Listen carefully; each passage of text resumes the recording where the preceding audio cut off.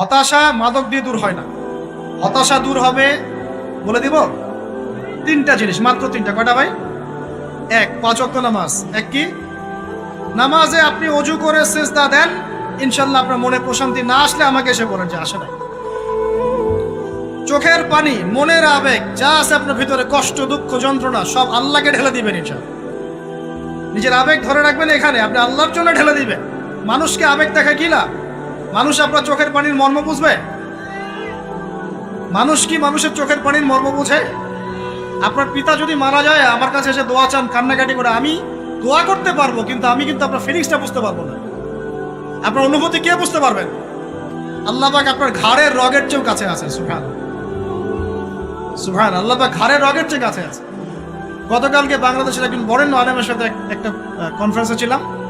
উনি বলছিলেন যে এক ব্যক্তি, এটা শোনেন, এক ব্যক্তি খুব তার শখ যে তিনি সাহাবীদের মতো নামাজ পড়া শিখবেন। কথা বুঝতে পারছেন? সাহাবীদের মতো নামাজ শিখবেন। তো একজন বরেণ্য আলেমের কাছে এসেছেন, এসে বলছেন যে আমাকে সাহাবীদের মতো নামাজ শিখিয়ে দেন। তখন সেই আলেম আরেকজন আলেমের সন্ধান দিয়েছেন, যা তুমি তার কাছে যাও, তিনি শেখাবেন। তো সেই ব্যক্তি একটু অবাক হয়েছেন, কারণ যাকে প্রশ্ন করেছিলেন তিনি অনেক বড় মুহাদ্দিস, আর যার কাছে পাঠানো হচ্ছে তিনি অত বড় মুহাদ্দিস নন, কিন্তু আবেদ, আমল করেন। তাকে গিয়ে বলছেন উনি আমাকে পাঠিয়েছেন সাহাবীওয়ালা নামাজ শিখিয়ে দেন। তখন তিনি বলছেন ঠিক আছে, সুন্দর করে ওযু করে আসো, সুন্দর করে ওযু করে আসো। ওযু করার সময় খালি খেয়াল রাখবা যে আমি ওযু করছি শুধু আল্লাহর সন্তুষ্টির জন্য। কি খেয়াল রাখবেন? ওযু করছি শুধু আল্লাহকে রাজি খুশি করার জন্য ওযু করছে, আর কোনো উদ্দেশ্য নয় আমার। ওযু করতে যাচ্ছে, তিনি আবার বলছেন দাঁড়াও, শুধু আল্লাহকে রাজি খুশি করার জন্য ওযু করো। আবার শুরু করছেন, আবার বলছেন শোনো, শুধু আল্লাহকে রাজি খুশি করার জন্য ওযু করো। এভাবে বলতেই আছেন, নামাজে দাঁড়িয়ে আছেন, দাঁড়ানোর আগে বলছেন শোনো, শুধু আল্লাহকে রাজি খুশি করার জন্য নামাজ পড়ো। বলতেই আছেন। এক পর্যায়ে সে ব্যক্তি নামাজ শুরু করলো, নামাজে মনোযোগ এদিক ওদিকে যায়, আর তার মাথায় এটা আসে, এই শুধু আল্লাহকে রাজি খুশি করার জন্য আমাকে নামাজ পড়তে, শুধু আল্লাহকে রাজি খুশি করার জন্য নামাজ পড়তে হবে। এই চিন্তা তার মনের মধ্যে ঘুরপাক খাচ্ছে। এভাবে নামাজটা সে শেষ করেছে। শেষ করে চিন্তা করছে যে নামাজ তো পুরোপুরি মনোযোগ দিতে পারলাম না। বারবার মাথার মধ্যে এরকম চিন্তা আসছে, আল্লাহ আমাকে তুমি মাফ করে দাও, নামাজটা আমার মনে হলো না ঠিক মতো। তখন সে ফিরে এসে তার সে ওস্তাদকে বলছেন, আমার তো নামাজ এরকম করে পড়লাম, কিন্তু শেষমেশ মনে হলো যে নামাজটা হয়তো কবুল হয় নাই। আল্লাহর কাছে খুব মাফ চাইলাম, আল্লাহ আমাকে মাফ করে দাও, নামাজটা মনে হলো না। তখন সেই যে প্রথম ব্যক্তি যিনি পাঠিয়েছেন তিনি বলছেন, এটাই হলো সাহাবীওয়ালা নামাজ। তারা আল্লাহকে রাজি খুশি করার জন্য নামাজ পড়তেন, নামাজ শেষ করে আল্লাহর কাছে ইস্তেগফার করতেন, আল্লাহ কিছুই হলো না, কিছুই হলো। আর কথা কি বুঝতে পারছেন? অতএব আল্লাহকে রাজি খুশি করার জন্য আপনি আপনার আবেগ, আপনার ইবাদত সব ফেলে দিবেন, অন্য কারো কাছে কিছু পাওয়ার আশা করুন। অতএব নামাজ আপনার মাদকের দিকে যাওয়া লাগবে না, নামাজই আপনার হতাশা দূর করে দেবে ইনশাআল্লাহ। 2 নাম্বার আমল হচ্ছে কোরআন তেলাওয়াত। যে ব্যক্তি কোরআন তেলাওয়াত করতে পারে নিয়মিত, তার মনের মধ্যে এই হতাশা, এই ভীরুতা, এই কাপুরুষতা কিচ্ছু আসবে না ইনশাআল্লাহ। আমি গ্যারান্টি দিচ্ছি আপনাকে, হতাশা আসবেই না আপনার মনে, যদি আপনি কোরআন বুঝতে পারেন। কোরআনের একটা আয়াত নিয়ে কোনো সময় দেখা যায় 2-3 ঘন্টা সময় পার হয়ে যাচ্ছে, আয়াতটা ছেড়ে সামনে যেতে পারছি না। কোরআনের ভিতরে ঢুকলে আপনি দুনিয়ায় ভুলে যাবেন কি হচ্ছে আশপাশে। আমি এমন অনেক আলেমকে দেখেছি যে একটা বই, পাতলা একটা বই, আরবি বই নিয়ে পড়া শুরু করেছেন, যে ফজরের পরে জোহরের ওয়াক্ত হয়ে যাচ্ছে, বইটাই শেষ করতে পারেন না। বুঝতে পারবেন না? যখন আপনি ইলমের ভিতরে ঢুকে যাবেন, কোরআনের ভিতরে, হাদিসের ভিতরে, আপনার দুনিয়ার খেয়ালই নাই। একজন আলেম তিনি এক রাত্রে একটা বই লিখেছিলেন, ছোটি বই, এক রাত্রের মধ্যে। বলা হচ্ছে তার সম্পর্কে বলা হচ্ছে যে রাতের খাবার তাকে দেয়া হয়েছে, যে আপনি এটা খেয়ে নেন। তো যে খাবারটা পাশেই আছে, খাবারটা খাবো, এটা লিখে খাবারটা খাবো, এরকম তার চিন্তা ছিল। ফজর হয়ে গেছে, বই লেখাও শেষ, খাবার এই অবস্থায় পড়ে আছে, ডুবে গেছেন ভিতরে, খাওয়ার মাথায় খেয়াল নাই। এরকম হয়। একজন মনীষী, বিখ্যাত মনীষী, রিয়াদুস সালেহিন কিতাবের রাইটার, সংকলক আল্লামা নববী রাহিমাহুল্লাহ, এরকম সারা রাত চলে গেছে, পাশে 2টা খেজুর, ওই 2টা খেজুর খাওয়ারই সময় পান। হাদিস নিয়ে গবেষণা করতে রাত পার হয়ে গেছে। আমি বলতে চাচ্ছি, যখন ইলমের ভিতরে, কোরআন হাদিসের ভিতরে ঢুকে যাবেন, আপনার দুনিয়ার খেয়াল আপনার চলে যাবে। এই টেনশন, হতাশা, এই সেই বাদ। তখনই আল্লাহ পাক আপনাকে তার পক্ষ থেকে রহমত দিবেন, বরকত দিবেন, আল্লাহ আপনার দুনিয়ার কাজগুলো করে দিবেন ইনশাআল্লাহ। তখন দেখবেন কেউ আপনার দুনিয়ার ওই কাজটা করে দিয়েছে, কেউ ওই কাজটা করে দিয়েছে, কেউ বাসায় খাবার পাঠিয়ে দিয়েছে, আল্লাহ পাকই এগুলো করাই দিবেন ইনশাআল্লাহ। তো প্রিয় ভাইরা, মাদকে যাব না আল্লাহর কাছে আসবো? 2 নাম্বার কোরআন তেলাওয়াত, 3 নাম্বার আল্লাহর জিকির। 3 নাম্বার কি ভাই? আল্লাহর জিকির। চলতে ফিরতে সব সময় মুখ চলতে থাকবে, মুখ না চললেও মনে মনে মন তাজা থাকবে, মনে মনে জিকির হতে থাকবে। মনে মনে জিকির করতে পারেন? মুখ নড়বে না, কিন্তু মনে মনে আপনার একটা জিকির হতে থাকবে। সুবহানাল্লাহ, আলহামদুলিল্লাহ, লা ইলাহা ইল্লাল্লাহ, আল্লাহু আকবার। পারা যাবে? পারে। মানুষের মন কখনো চুপ করে থাকে না, কিন্তু মানুষের মন অলওয়েজ কিছু না কিছু চিন্তা করতেই থাকে, করতে থাকে না, যতক্ষণ না ঘুমায় মানুষ। তো প্রিয় ভাইরা, বেশি বেশি জিকির করবো। সুবহানাল্লাহ, আলহামদুলিল্লাহ, লা ইলাহা ইল্লাল্লাহ, আল্লাহু আকবার, লা হাওলা ওয়ালা কুওয়াতা ইল্লা বিল্লাহ, এগুলো চলতে থাকবে। আল্লাহ পাক তৌফিক দান করুন। আমরা আমাদের সমাজে যুবকদেরকে এরকম টিকটকে দেখছি, অনলাইনে আসক্ত দেখছি, জেনায় আসক্ত দেখছি, পর্নোগ্রাফিতে আসক্ত দেখছি। আমরা দেখছি আমাদের যুব সমাজকে মাদকে আসক্ত, কিশোর গ্যাংয়ে আসক্ত। এইগুলো কি আমাদের কাম্য ছিল ভাই?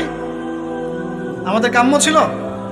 এই অবস্থায় কি যুব সমাজ আল্লাহ পাকের দিনের পতাকা হাতে নিয়ে আল্লাহর জমিনে দিন কায়েম করতে পারবে কিনা? একটু আমাকে উত্তর দেন দেখি। এখন এই অবস্থায় পারবে? অতএব অবস্থার উন্নতি করতে হবে কিনা? উন্নতির জন্য রাজি আছি কিনা ইনশাআল্লাহ? আমরা চাই কি আল্লাহ পাকের দিনটা আল্লাহর জমিনে প্রতিষ্ঠা লাভ করুক, আল্লাহর দিন সবার ঘরে ঘরে পৌঁছে যাক, আল্লাহ পাকের দিনের যে সৌন্দর্য সবাই সেটাই, এই সৌরভটা সবাই পাক। আমরা চাই কিনা? সমাজে শান্তি প্রতিষ্ঠা হোক, আবার সেই রাসূলের মতো যুগ চলে আসুক, আমরা চাই কিনা? অতএব আমাদের সবাইকে যৌবনের এই প্রলোভনগুলো থেকে বেরিয়ে এসে আল্লাহ পাকের ইবাদতে আত্মনিয়োগ করতে হবে। আল্লাহ পাক আমাদের সবাইকে তৌফিক দান করুন, বলি আমিন। আমাদের সবাইকে আল্লাহ রাব্বুল আলামিন কুরআন এবং হাদিসের গভীর জ্ঞান অর্জন করার তৌফিক দান করুন, বেশি থেকে বেশি ইবাদত করার তৌফিক দান করুন। আল্লাহ পাক সবাইকে হারাম সমস্ত রিজিক থেকে বাঁচিয়ে রাখুন, জেনা, ব্যভিচার এবং নারীর ফিতনা, মাদক থেকে আল্লাহ বাঁচিয়ে রাখুন। আল্লাহ পাক আমাদের সবাইকে হালাল রিজিক, হালাল সম্পর্ক যথেষ্ট করে দিন। আল্লাহ পাক আমাদের সবাইকে যেন দিনের দাওয়াতের মেহনত করার তৌফিক দান করেন এবং আলেম ওলামার সাথে পরামর্শ করে দিন শেখার এবং বোঝার তৌফিক দান করেন। আর লেকচার শেষ করার আগে 2টো বিষয় বলে শেষ করছি, একটু মনোযোগ দিন। একটা হচ্ছে আমাদের যুবতী দিনী বোনদের জন্য। এখানে বোনরা আছেন না?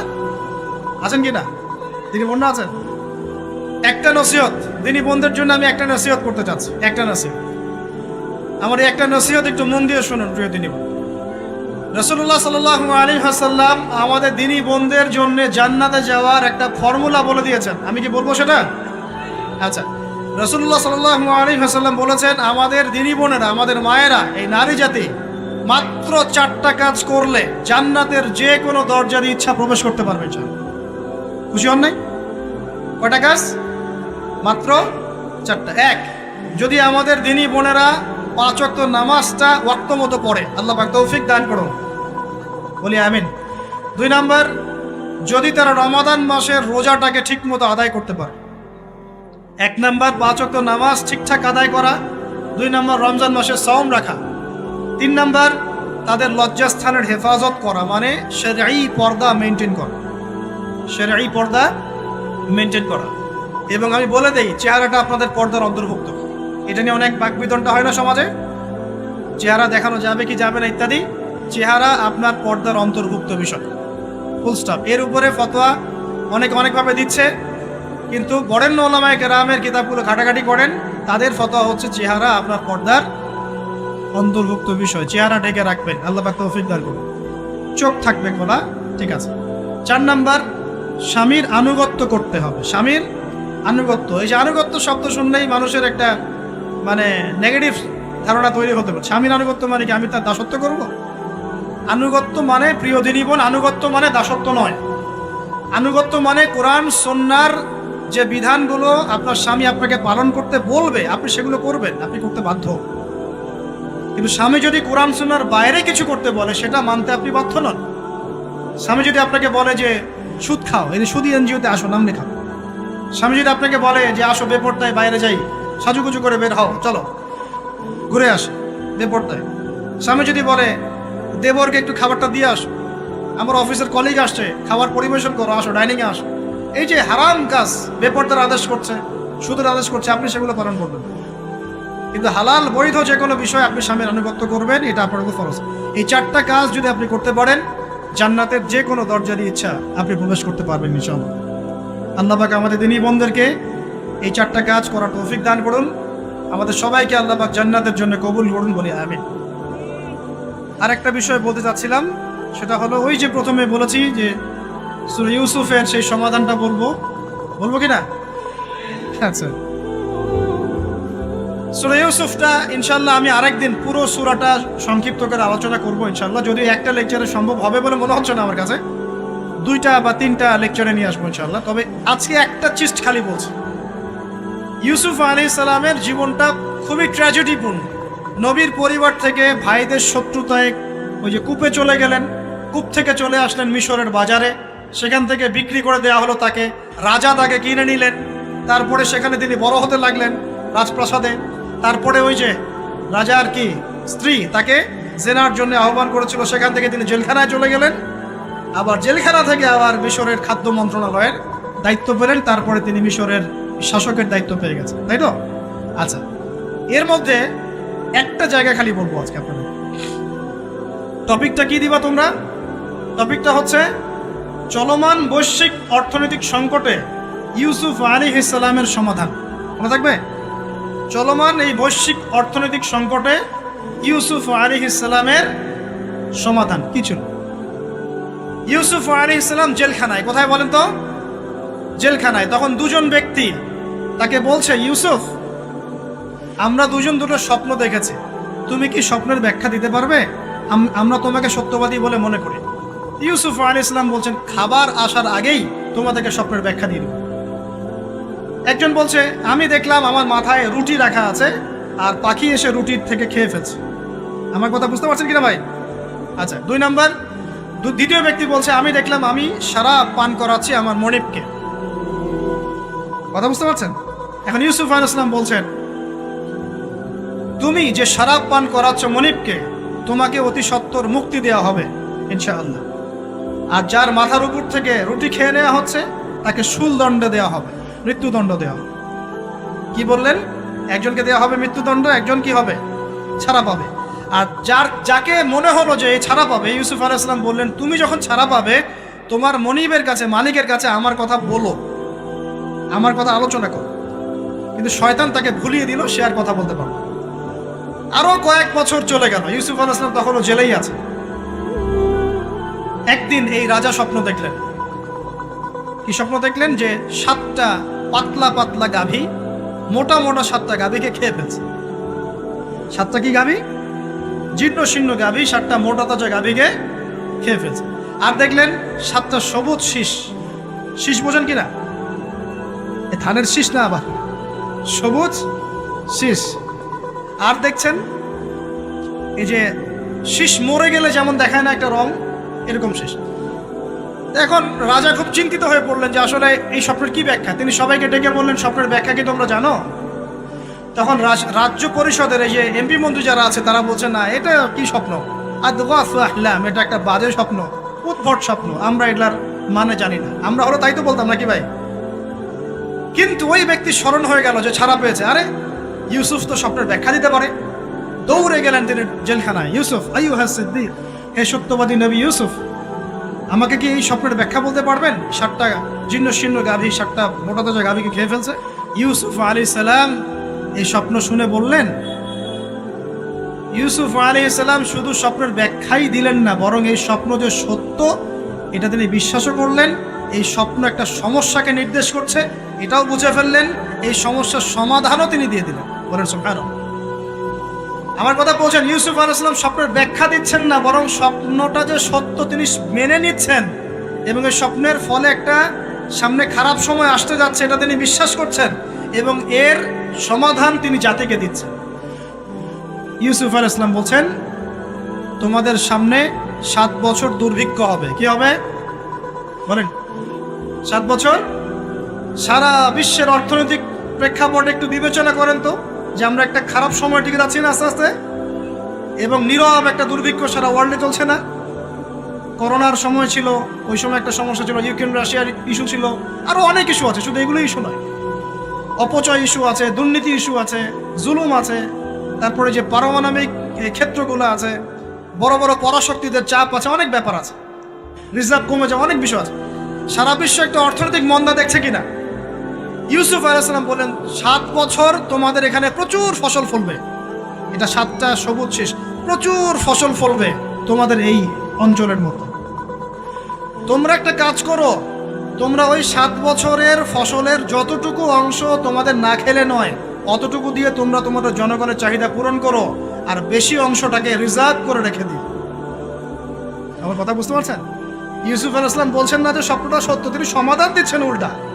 এটা তো হবে সামনে, স্বপ্ন সত্য মিথ্যা তো দূরের কথা, এটা সামনে হতে যাচ্ছে।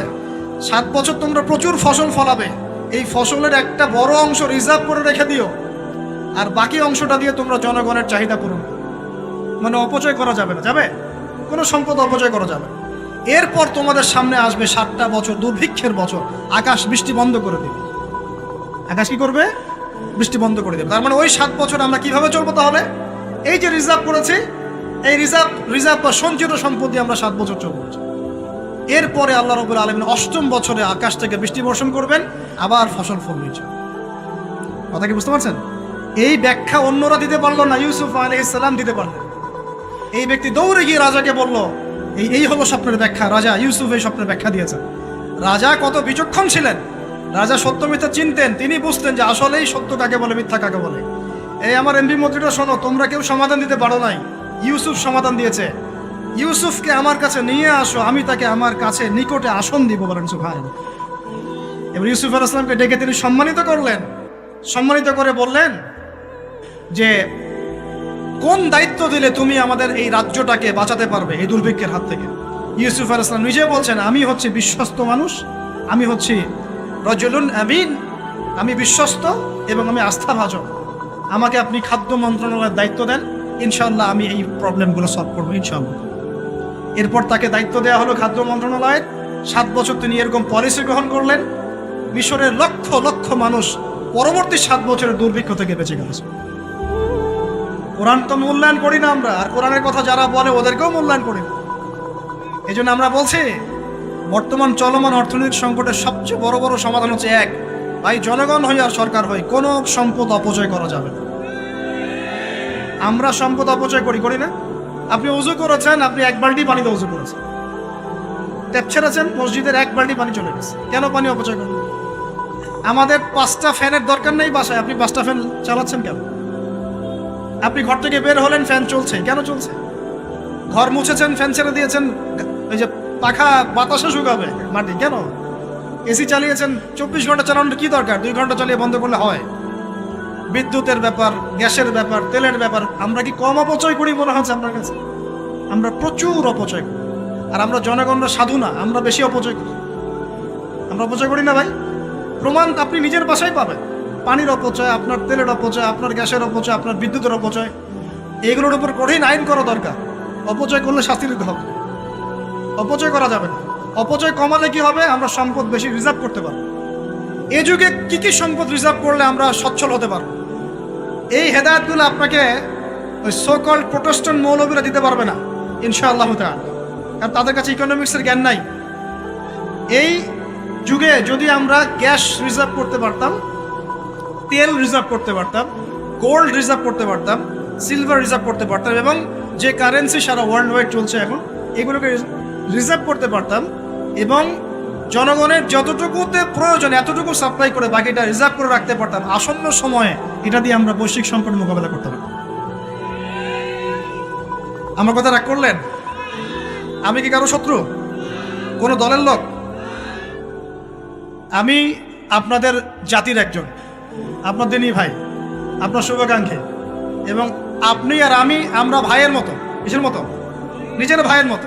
আপনার গায়ে আঘাত লাগলে আমি কষ্ট পাবো, আপনাকে কেউ গালি দিলে আমি কষ্ট পাবো। আমাদের জনগণের ক্ষতি হলে আমাদের বুক কাঁদবে না? জনগণের ক্ষতি হলে, দুঃখ দুর্দশা হলে আমাদের বুক কাঁদা উচিত, উচিত কি না? আমাদের সবাইকেই যার যার দায়িত্ব পালন করতে হবে। আমরাও অপচয় বন্ধ করে দেবো ইনশাআল্লাহ তাআলা। রাজি আছি ইনশাআল্লাহ? যত বাকি বকেয়া সব আছে সব পরিশোধ করার চেষ্টা করবো ইনশাআল্লাহ। আমরা সরকারি সম্পদ অন্যায়ভাবে আত্মসাৎ করব না, এবং আমরা আমাদের সমাজে যত দুর্নীতি আছে এটা বন্ধ করতে হবে, যত প্রকার দুর্নীতি আছে বন্ধ করতে হবে, যত কালো টাকা আছে সাদা করতে হবে। এবং সাস্টেইনেবল অ্যাসেটগুলোকে রিজার্ভ করতে হবে, তাহলে আগামীতে বিশ্ব ডুবে যায় যাক, বাংলার মাটি ডুববে না ইনশাআল্লাহ। ইউসুফ আলাইহিস সালাম এই হেদায়েত আমাদেরকে দিয়ে গেছেন, কোরআনের মাধ্যমে আল্লাহ এই হেদায়েত আমাদেরকে দিয়ে গেছেন। আল্লাহ পাক আমাদের সবাইকে কোরআন বোঝার তৌফিক দান করুন।